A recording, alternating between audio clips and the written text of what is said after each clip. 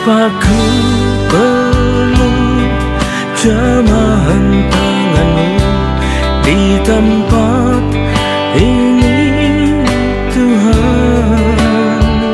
Bapa, curahkanlah kuasa Roh-Mu, ku nantikanmu.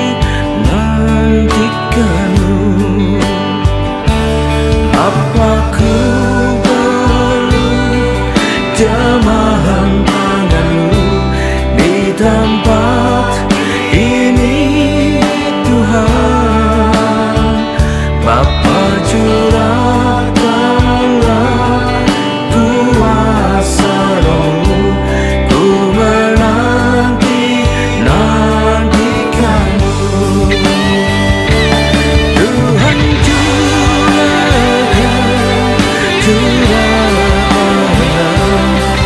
sekarang ini Tuhan.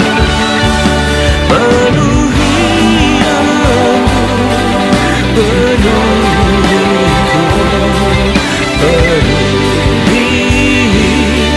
hidupku. Oh Roh Kudus, sungguh ku rindu kamu. Urapi aku, urapiku dengan kuasa Roh-Mu.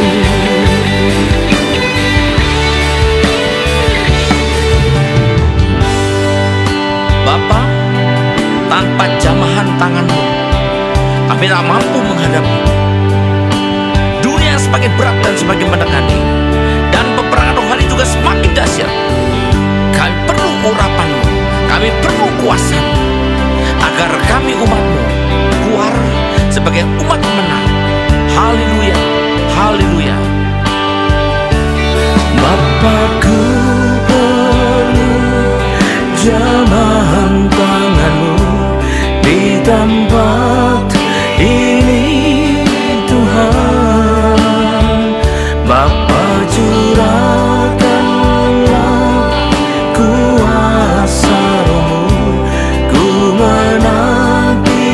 nantikanmu. Tuhan, curahkanlah sekarang ini Tuhan.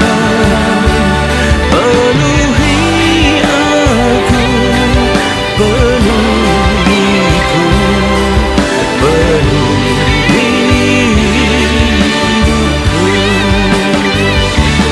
Oh Roh Kudus, oh Roh Kudus, sungguh ku rindu kamu. Urapi aku, urapiku dengan kuasa Roh-Mu. Urapi aku, urapiku dengan kuasa Roh-Mu. Urapi aku, urapiku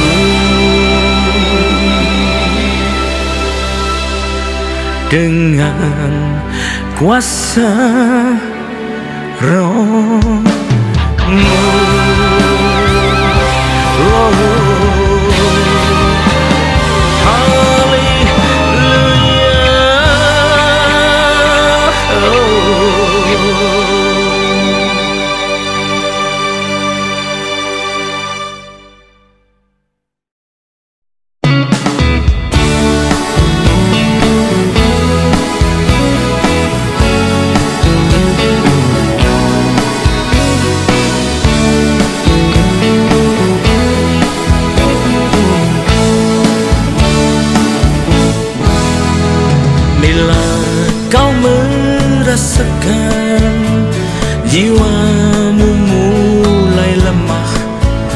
berserulah kepada Tuhan, Dia akan beri kekuatan. Bila kau merasakan hidupmu semakin susah, berserulah kepada Tuhan, Dia beri pertolongan. Dalam susah dan pencobaan, dunia serasa menekan, lari tanpa tujuan, tiada kelepasan. Bertelutlah di kaki Tuhan, Dia tak pernah tinggalkan. Yesuslah yang belakan dan beri kemenangan.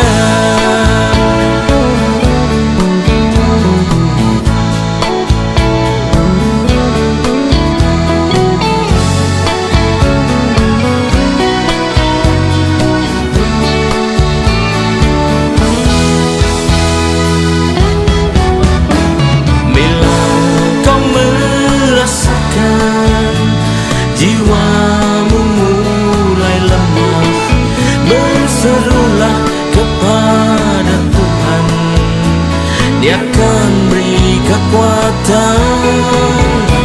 Bila kau merasakan hidupmu semakin susah, berserulah kepada Tuhan, Dia beri pertolongan. Dalam susah dan pencobaan, dunia serasa menekan, lari tanpa tujuan, tiada kelepasan. Bertelutlah di kaki Tuhan, Dia tak pernah tinggalkan. Yesuslah yang belakan dan beri kemenangan. Dalam susah dan pencobaan, dunia serasa menekan, lari tanpa tujuan, tiada kelepasan. Bertelutlah di kaki Tuhan, Dia tak pernah tinggalkan. Yesuslah yang belakan dan beri kemenangan. Yesuslah yang belakan dan beri kemenangan. Yesuslah yang belakan dan beri kemenangan.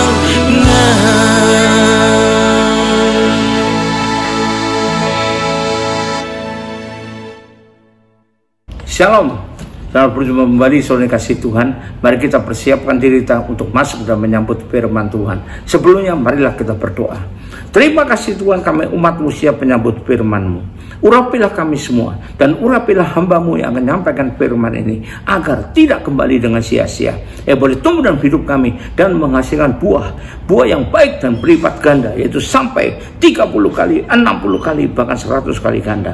Dan berikan kepada kami semua ya Tuhan, urapan khusus daripada-Mu, yaitu urapan khusus roh, hikmat, dan wahyu, agar kami boleh mengerti, menangkap maksud dan isi firman-Mu dengan baik dan benar, bukan hanya dengan persepsi kami sendiri, dengan asumsi kami sendiri. Terima kasih Tuhan, kami semua siap menyambut firman-Mu ini hanya dalam satu nama yang berkuasa, yaitu nama-Mu, Tuhan Yesus Kristus. Haleluya, amin. Saya lagi salam dikasih Tuhan. Mari kita masuk dalam firman Tuhan.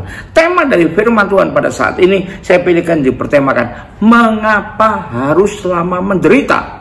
Mengapa harus lama menderita? Apa maksudnya? Kata menderita di sini mengacu pada suatu keadaan yang gak enak, yang menyakitkan, yang menekan, yang dialami atau terjadi pada seseorang tertentu dalam kehidupan ini. Itu maksudnya kata menderita.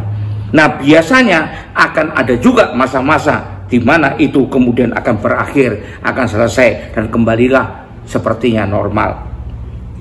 Tapi yang di sini disebut adalah mengapa harus lama menderitanya, gak selesai-selesai. Kenapa? Apa penyebabnya? Misalnya bekerjanya sangat giat untuk mencari nafkah, sangat ngotot, tapi dapatnya hasilnya sedikit sekali.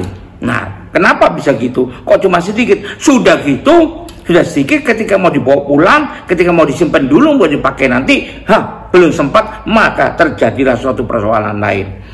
Kendaraannya jebol lah, anaknya masuk rumah sakit lah, dirampok orang lah, ditipu orang lah, rumah rusak lah, rumah kebanjiran lah, rumah kebakaran lah, dan kena gempa bumi lah, puting beliung lah, dan sebagainya. Sehingga akhirnya habislah semua, tidak ada sisanya lagi. Betapa malangnya nasibnya. Orang bilang, sial banget ya, kok bisa gitu? Udah jatuh di tempat tangga lagi. Udah jatuh artinya apa? Berusaha mati-matian, bekerja mati-matian, membanting tulang mati-matian, tapi dapatnya sedikit. Itu namanya sudah sialan bener. Sudah sial masih ditimpa tangga, udah dapat sedikit, hilang lagi semua, belum sempat dipakai. Pertanyaannya, kenapa kok bisa gitu? Ya, kita ingat firman Tuhan sudah menuliskan sejak dulu loh, agar bisa kita jadikan pelajaran buat hidup kita. Yang pertama, malah saya sudah juga menuliskan dalam sebuah lagu, mengapa harus lemah menderita. Tujuannya supaya kita ingat, supaya kita jadi pelajaran buat hidup kita. Jangan kita teruskan kehidupan kita yang keliru itu, supaya jangan itu terus tidak ada selesainya ya.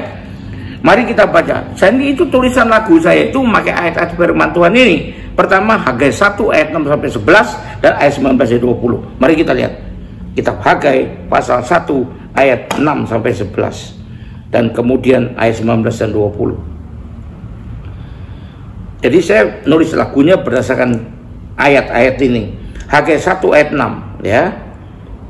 Kamu menabur banyak, kamu mau banyak tapi bawa pulang hasil sedikit, seperti nggak ada hasilnya.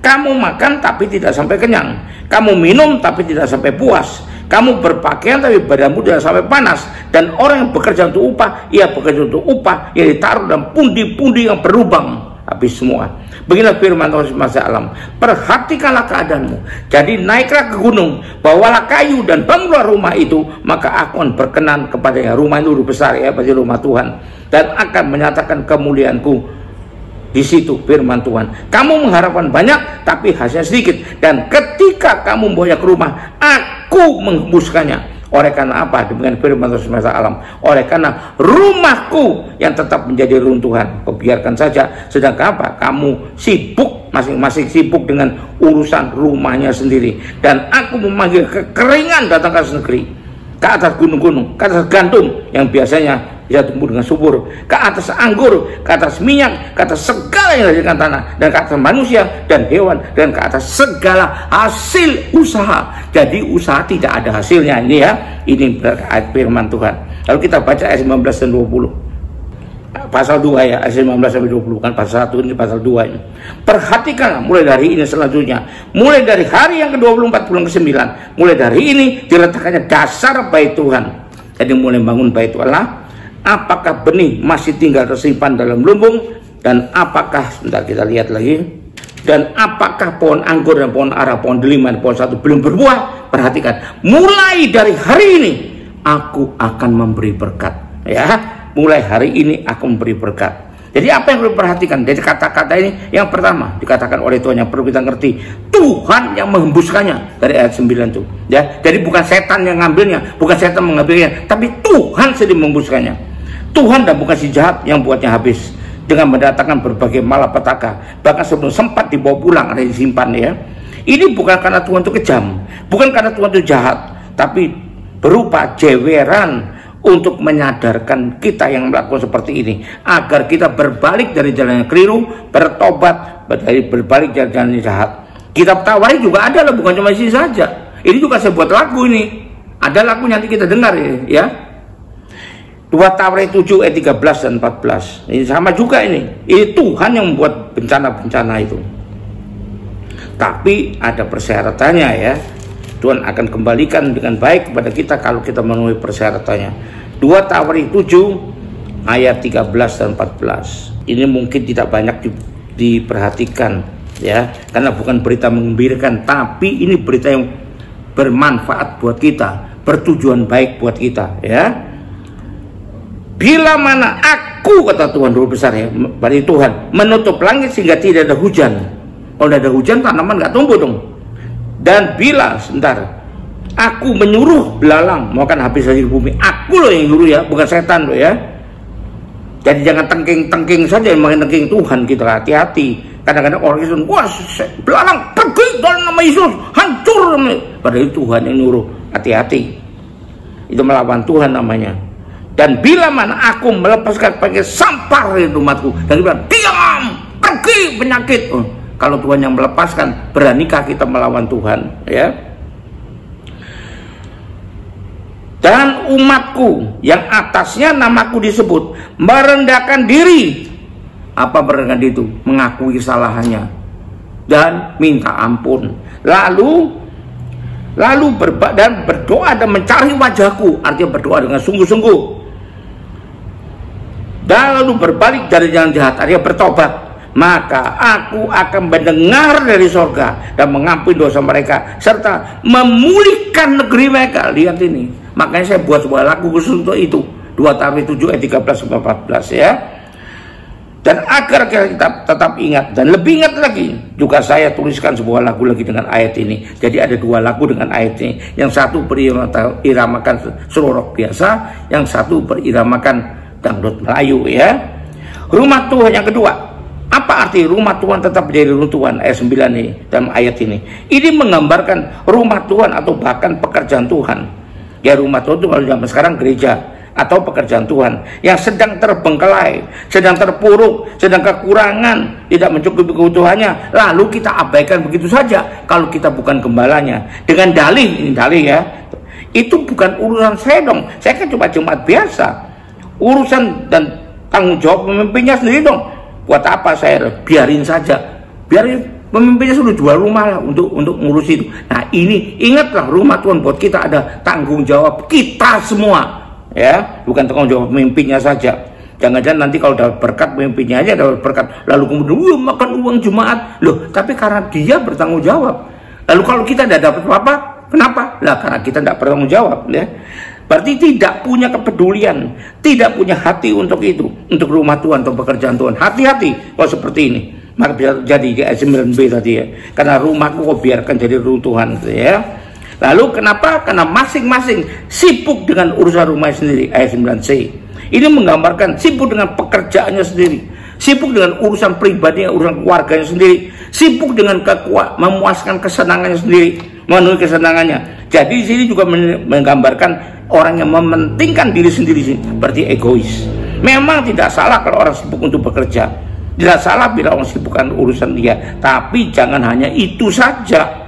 Harus punya cinta kepada Tuhan, juga kepada rumahnya dan pekerjaannya. Harus punya kepedulian yang tinggi pada Tuhan ya. Itu adalah hukum yang terutama ya.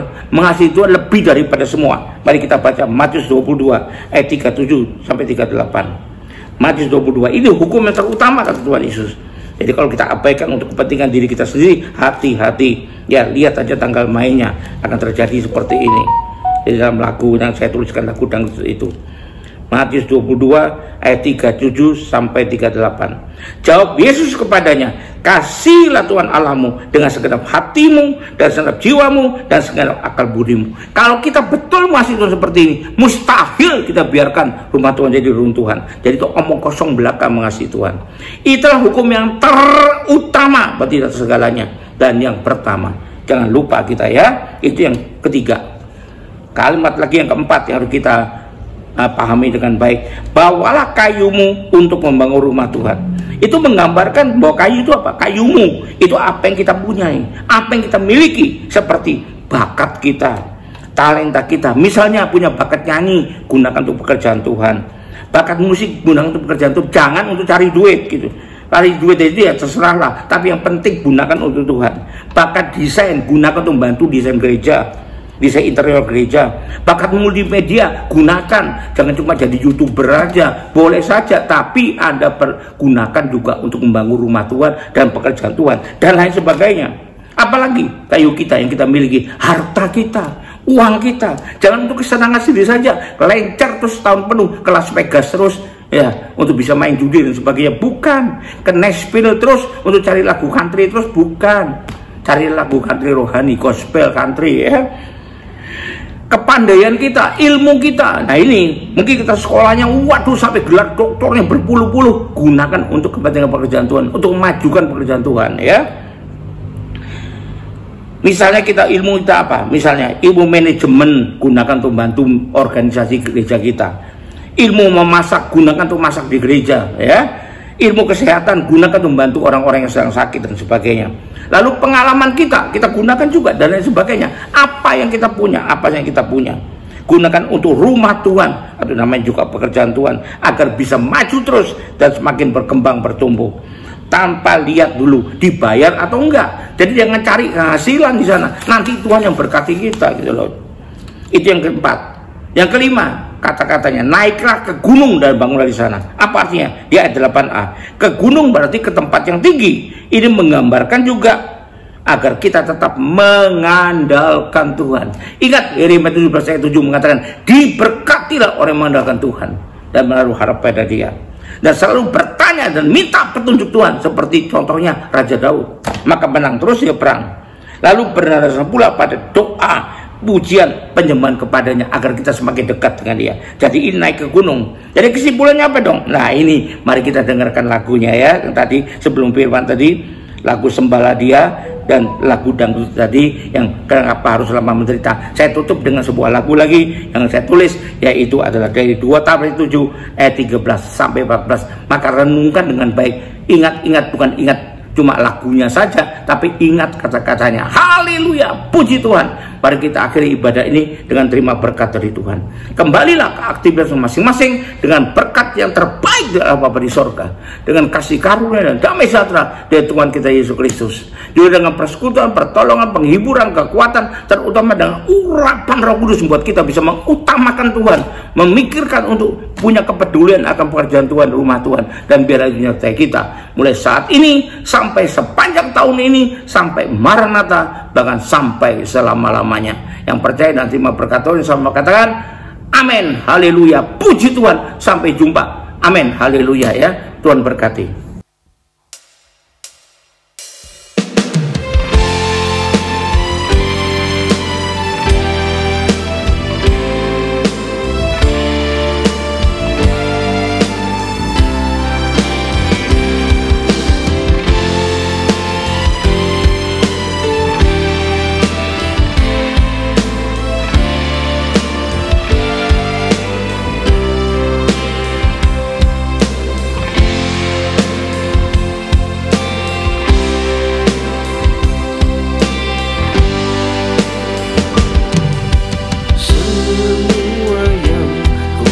persembahkan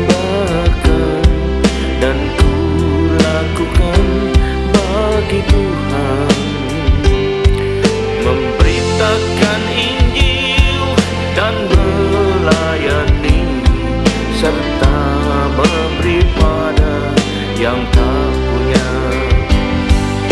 Semua yang ku persembahkan